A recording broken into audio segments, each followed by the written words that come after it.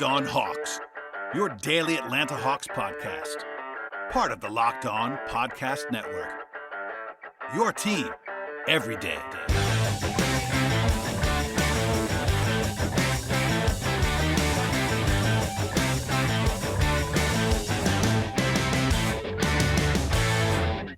Hello, friends. Welcome to episode 1187 of the Locked On Hawks podcast. I am your host, Brad Rowland, coming to you on a Saturday evening into Sunday. And today's episode is brought to you by BetOnline.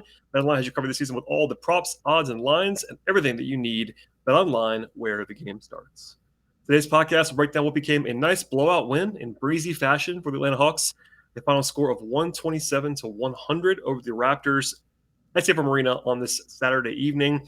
I am on the road, so please excuse any weirdness on this podcast, but I want to get it out to you as fast as possible because I know Hawks fans enjoy the podcast more when the team wins. That's just the reality of the situation, and we'll dive into the game now. So sort of as a broad takeaway from this one, the Hawks, had a shaky-ish start, had some huge runs, and that was really the story of this one. The Hawks had their first big run. It was an 18-0 run in the first half. They had a 19-1 run in the third quarter. And at one point, there was a 59-18 extended run by the Hawks in this game, a 41-point swing from down 12 to up 29. And that tells the story of this game. They led as many as 32 points in the final minutes of this contest. So and it ended up being kind of a breezy one. Might be a little bit of a shorter podcast as a result of that, but that's not a bad thing if you are a Hawks fan. So coming into this night, the Hawks had an advantage on the rest situation because Toronto played on a back-to-back. They played in Charlotte on Friday. They actually got smoked by the Hornets on Friday, so there was a little bit of a less, let's say, rigor used by the Raptors in that game, but still an edge for the Hawks who had not played since Thursday, although Atlanta was 0-2 against Toronto this season before Saturday's game and still playing without John Collins. Collins has missed now the last 5 games in a row. He was ruled out a day early for this one. That's not ideal. Also kind of an indication that the doubtful listing that he had on Thursday was kind of silly. He was never going to play in that game, and he was obviously ruled out a full day ahead of this one. Nate McMillan told Kevin Chouinard of Hawks.com on Saturday that Collins is doing a little bit more every day, and how he responds will determine his return to the floor. But he's been doing a little bit more physically, it seems, movement-wise than the previous days. That's definitely a good sign, but still without him at this point. And also Lou Williams did not play in this game with left hip discomfort. Kevin Knox was questionable, ended up playing a little bit with illness. DeAndre Hunter returned after missing the second half on Thursday. Also, a brief note here, Sharif Cooper, who's been in the G League, still is, but actually missed College Park's game on Saturday with a right thumb sprain, so a little bit of housekeeping there. On the Raptors side, OG Anunoby missed this game for Toronto. That's an obvious loss for a team that does not have a ton of depth. There were guys on the injury report, but he was the only major absence for the Raptors. And by tip-off, I would say the Hawks were 3.5-point favorites, according to our friends at BetOnline.ag, and that's obviously the spot in which the Hawks were favored in this game, as they should have been with the rest situation at home, etc. But that's not a guarantee of anything, as we've seen in recent days for the Hawks, and they took care of business in this one. At the outset, it's kind of a slow start. It was a 7-2 deficit after the first 2.5 minutes of this game by the Hawks. They had a 12-0 run, though. After that, Herter hit a 3, Gallinari hit a 3, Capella was flying around. Gallo kind of pulled the chair on Scotty Barnes defensively, which is kind of funny in the post. Gallo was pretty crafty. He's not great defensively, but that was a crafty moment that he had as a veteran. Trey Young had a better start and obviously was fantastic throughout this one. He got to his spots wherever he wanted to, created pass lanes for his teammates. He made his first 4 shots in this game. And by the way, he had more field goals in the first 4 minutes of this game than he had all of Thursday. So Trey got a sort of a get-right spot there for him. But the one downturn of the entire evening for the Hawks was a 16-0 run they allowed to the Raptors. It is hard for a team to lose by 27 points in a game and also have a 16-0 run, but the Raptors did in the first quarter. And kind of predictably in some ways, it's not always this way, but oftentimes a team on a back-to-back will have a solid start, a good start, and then kind of run out of gas. That might happen a little bit to the Raptors in this game, but the Hawks actually were losing at the end of the first quarter in a game. They led by 32 and won by 27. Rotationally, it was Bogdanovic as the first sub, Okongwu after that. Toronto's kind of a bad matchup for Gallinari in some respects, as well as Capella a little bit as well, because they play a little bit smaller than most teams do. Without Anunoby, they did play more of a center in this game than usual, but they had been playing pretty small for a while. DeLon Wright was the primary backup point guard, as well as playing some alongside Trey Young. And really the only non-rotation minutes, the only guys that played that were not in the normal rotation, Kevin Knox played 2 minutes in the first half, and that was basically it. The Hawks used 8 guys for the rest of the competitive portion of this game. But again, sort of a really ugly moment or two in that 16-0 run by the Raptors. In fact, Toronto had a 142 offensive rating in that first quarter. They hit 5 threes, and the Hawks were playing well on offense, but they could not get a lot of stops early in this game. As I mentioned before, they brought in Kevin Knox for about a 2.5-minute stint at the beginning of the second quarter. Sorry, at the end of the first quarter. And really, it was kind of that was all it for him, let's just say. Precious Achiuwa is not great, by the way, but he had a big dunk in this game that should be lauded over Okongwu that actually turned some heads, I would say. McMillan got a technical foul early in the second quarter for a traveling call on DeLon Wright. First of all, I think Nate was right about that call, but he definitely lost his mind briefly on that one. There was a Baldwin line moment, though, because the free throw was missed by the Raptors. And then Toronto just kind of stopped scoring. They had 6 points actually in a quick period of time in the second quarter to go up by 12. So the Hawks were down by 12 early in the second quarter at that point. And just to circle this, at that point, which of course basically the rest of the game went much better for the Hawks, let's just say. But at that point, Toronto in the last 2.5 games against the Hawks, so the first 3 meetings of the season for the Hawks, they were shooting 55% from three in those games. They came into the night 35-63 from three in the first 2 games against the Hawks, and then they were bludgeoning the Hawks from 3-point range. And then it just kind of stopped from that point forward. I think they made 2 more threes the rest of the night, and smooth sailing for Atlanta. But the Hawks were down 12. But immediately when that happened, it was an 18-0 run by the Hawks, which followed up their big run from the first quarter. Trae came back in the middle of that and had sort of a big part in it. Okongwu had a huge block that sort of kick-started fast break for a layup. He played about 11 straight minutes, was really good. Okongwu was. It was 11-0 before timeout, and the Raptors just could not score. Like I said before, they didn't score for more than 6 minutes of clock time, and that's hard to do in an NBA game.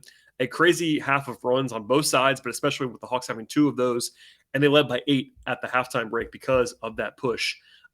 Overall, in the first half, it was sort of a weird disposition on the defense. They did very well on the defensive glass, and the Raptors shot 13 of 32 on 2-point attempts in the first half, which is kind of funny. That's how bad that was. They were still hot from 3 at that point, but that was kind of all they could really do was shoot threes in the first half. And the Hawks shot 67% from 2 in the first half. They were very effective. Got to line 17 times.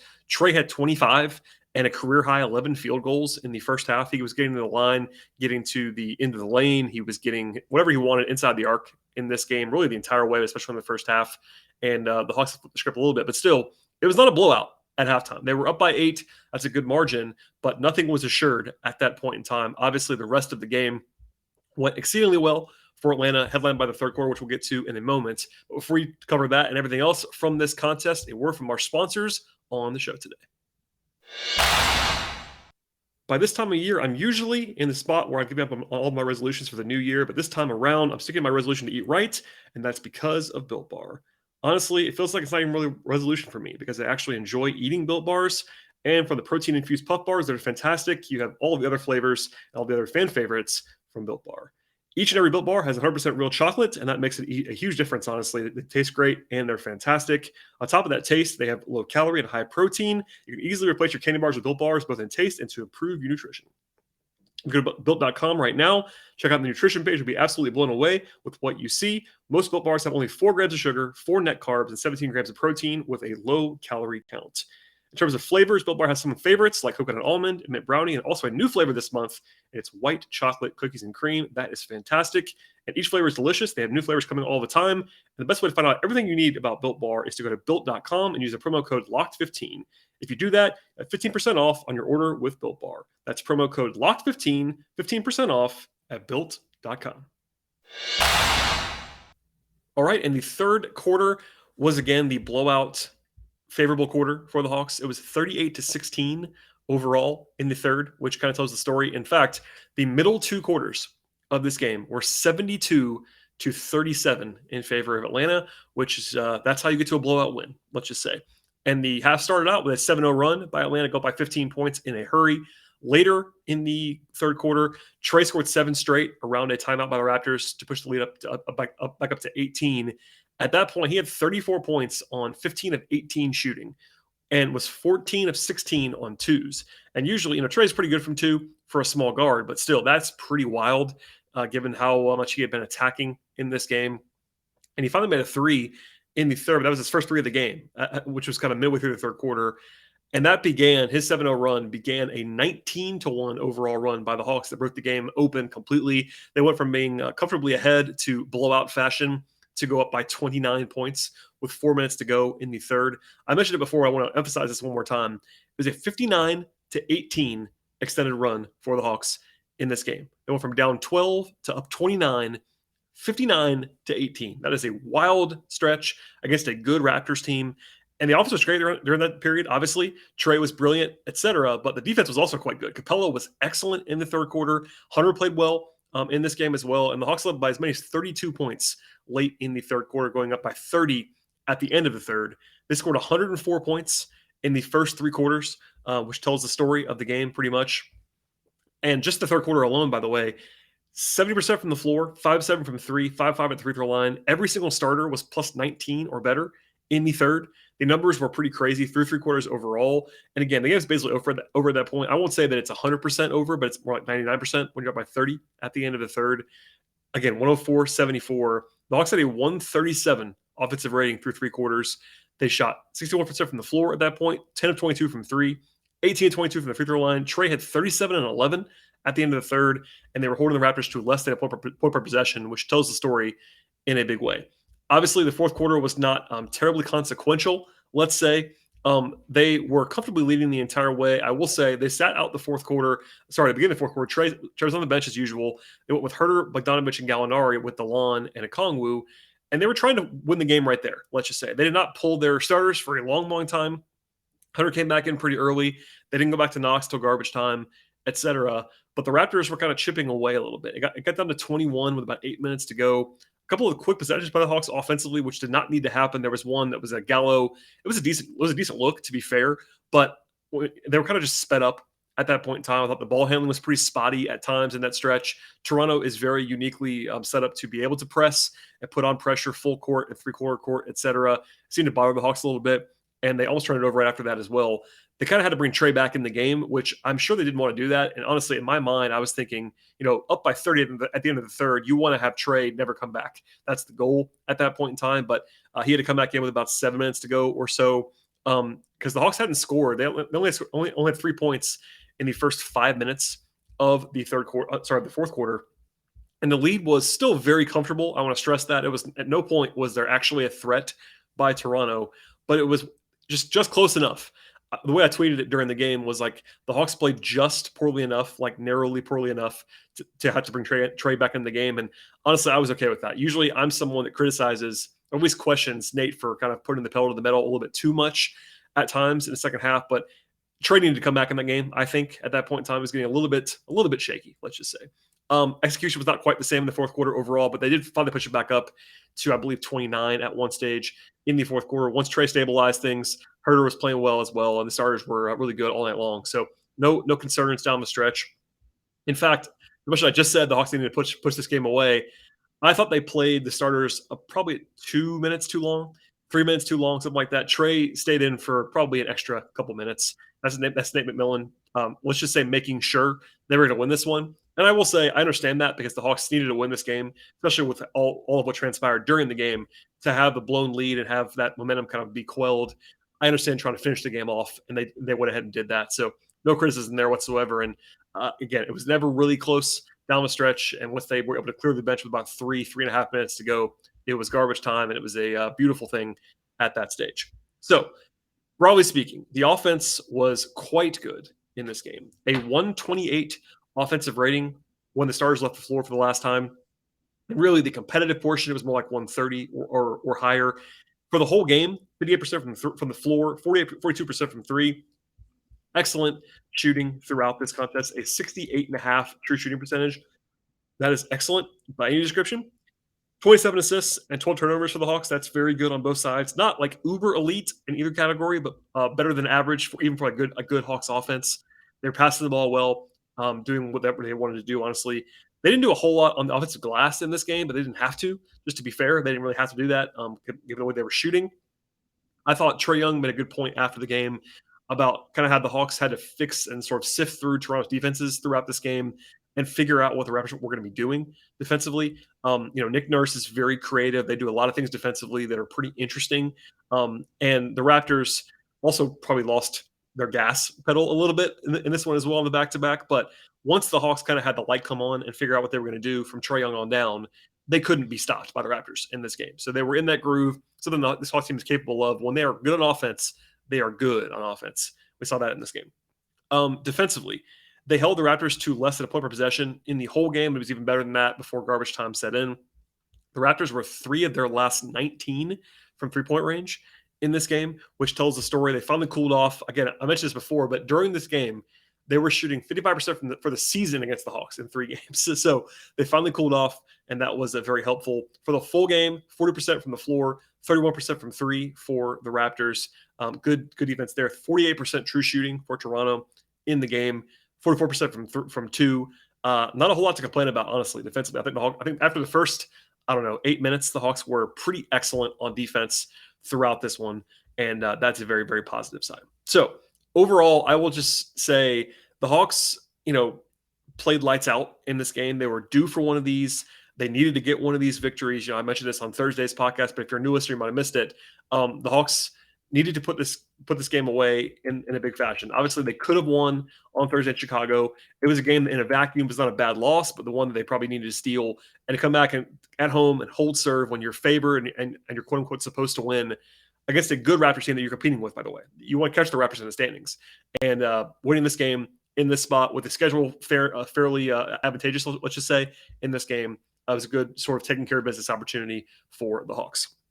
We'll get into a lot more in terms of the standings and some player observations after the break. But first, a word from our sponsors.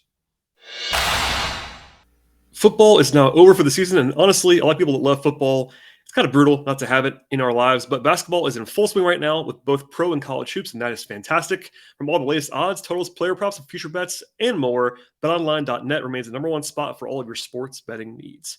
BetOnline is also the best spot for sports scores, for podcasts, and for news throughout the season. And it's not just about basketball coverage at BetOnline. BetOnline has hockey, they have boxing, UFC, golf, tennis, auto racing, horse racing, baseball when it actually happens, and much more, as well as entertainment options and information that you need to feed your sports betting life. Check out the website or use your mobile device right now to learn more about all the action at BetOnline. BetOnline, where the game starts. All right, we'll dive in now to the player performance evaluation portion of the podcast. And the bench was pretty slim, let's say.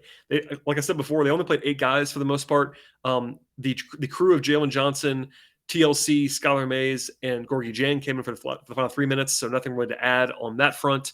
Kevin Knox played 2 minutes of rotation minutes. Let's be fair about that. But he was still clearly, 9 of 9, to be fair, in the rotation. I know there's a nightly anger from Hawks fans that he is playing over Jalen Johnson. I won't do this every night, but I totally understand the frustration there. But Knox was just not a huge factor, let's just say. On the bench, DeLon Wright, 6 points, 3 rebounds, an assist, and a block shot for DeLon, 2-2 from the floor, and they were both 3-pointers.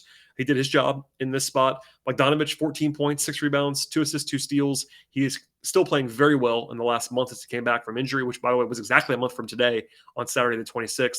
So he played very well, I thought. Okongwu was excellent in this game. 17 points on perfect shooting from the floor, 6 of 6, 5-6 at the free throw line, 7 rebounds, 3 blocks, a steal, and an assist. I think it's a good matchup for him against a Toronto team that relies on its speed. They're a little bit smaller, but Okongwu rebounded the ball well, which is a very good sign for him. He needs to be able to do that more often, but he played great on offense, played great on defense, lots of flashes, and he was a big factor for the Hawks in the positive front in this game. To the starters, the only guy who really struggled in this spot was Gallinari, which is not a huge surprise to me. If there's one guy on the roster you would say is a bad matchup for, it's Gallinari. You can say the same about Capella to some extent, but Capella is still a great defender no matter who's playing against him. Gallinari, just dealing with the speed and the athleticism of Toronto, is not great, and he was also 1 of 9 from the floor. So he needed to shoot well to be a huge plus in this game, and he didn't. So I'm not going to pick on Gallo too much. Then they blowout win, but he was not very good, let's just say. Overall, did have 3 assists and a steal and a block. He was frisky. He had the one sort of pull the chair out moment on Scotty Barnes in the first half defensively, but I thought he played okay, just didn't shoot well, and wasn't a huge plus as a result of that. Elsewhere, Hunter, I thought, played well. He cooled off from the floor, but was plus 33 in 38 minutes, 14 points, 4 rebounds, 4 assists. Had some nice passes, actually, and not a strength of his usually, but a couple good looks from DeAndre in this game. 2 of 4 from 3 got to the line 6 times, only 2 of 7 on twos, and it's been a little bit of a struggle for him inside the arc this entire season. But I thought he was a genuine plus in this game. Good to see him play well after some shaky outings, and he was also left the game, of course, on Thursday with the illness, so no signs of that in this spot. Kevin Huerter had 14 points in 29 minutes, made 4 threes, was 4 of 7 from 3. Good to see him shooting the ball well. 4 rebounds, 3 assists, good ball moving, good defense, I thought, from him in this game. And on Gary Trent Jr., for instance, I thought he played well overall. Capella didn't play a ton, which I think makes some sense because Okongwu was really playing well in his own right. But I thought Capella's third quarter stint was just excellent stuff. 8 points, 9 rebounds in 18 minutes, 4 5 from the floor. 2 blocks and a steal, just was really good defensively, even in a sort of a challenging matchup. And whenever he played with Ken Birch, he just dominated Ken Birch, which is not a huge surprise necessarily, but Capella played quite well. And then we'll end out with Trae. Trae Young was phenomenal in this game, 41 points, 11 assists, 4 rebounds, had a steal, had a block he was credited with, 16 of 20 on twos, 6 of 6 from the free throw line, only 1 of 4 on threes, which is the only sort of substandard mark for him in this game, but 41 and 11, and he was really, really good. And obviously he struggled so badly by his standards, or really by any standards, on Thursday. He was pretty brutal. So to see him bounce back like this, no one's surprised. He's supposed to do this. He's a superstar player, but he really was brilliant in this game. Also, his 46th career 30-10 game that passes Isaiah Thomas for number 9 all time. Also, he's number 9 all time in 40-10 games. And again, Trey Young is very young. He still has not started his second contract yet. And to be in the top 10 in the history of the NBA in 30-10 games and 40-10 games is wild stuff. So Trey Young, very, very good at basketball. With that said, we covered the entire game in retrospect, but again, one more time, a really, really good performance. I don't know if it was flawless because the first quarter was not fantastic, but from the second quarter on, it was really kind of dominant and really good to see the Hawks kind of turn it on like that. With the win, they're now 29 and 31. Not great after 6 games, but sole possession of 10th place right now, 2 games ahead of Washington for the 10th spot to avoid the missed playoffs altogether. And given where the Wizards are and my feelings about the Hawks roster, I think they're pretty safe, honestly, in that race. They are a half game behind Charlotte for 9th in the East. They're 2.5 games behind Brooklyn for 8th in the East. 3.5 games behind Toronto, who they just beat, for 7th place. But unfortunately, still 6 full games behind Boston for 6th place, with 22 to play. And honestly, it's not over, but I would not be looking too much at the 6th spot. I'd be looking at trying to get in that 7-8 matchup. And the sixth spot's basically the Hawks have to go 19 and 3, something like that, to get out of the play-in, let's just say. So I think play-in's probably realistic at this point, but a good win nonetheless.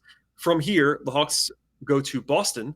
That's a Tuesday night game. It's a TNT game. That's a very showcase kind of spot. Of course, they just lost a lead in Boston on an ABC game on a Sunday afternoon on Super Bowl Sunday less than 2 weeks ago. So a chance for revenge there. But Boston, as I just said, is playing very well. And that's a really, really tough spot. We'll see if Collins can return in that game. We'll circle that one for him, and maybe he can return for that. If he can't play, the sledding gets very difficult, let's just say, and the Hawks will not be favored in that game, barring some injury stuff to Boston. After that, they'll be home for Chicago. That's a rematch of the game that just happened 1 week later, except it'll be actually at State Farm Arena this time around. So a couple more challenging games for the Hawks on the schedule, but a big win on this Saturday evening. I know this will be a little bit of a shorter podcast than usual, but considering the blowout nature of the game, it's also a weekend, etc. I'm on the road. I wanted to at least get you something on the podcast feed sooner rather than later. I was going to wait till Sunday, but the time and sort of the seas parted for me. I was able to get some content up on the feed, so hopefully that is appreciated. And obviously, people enjoy usually the podcast more when the Hawks win than when they lose. The downloads go up, all that fun stuff, and I totally understand all of that.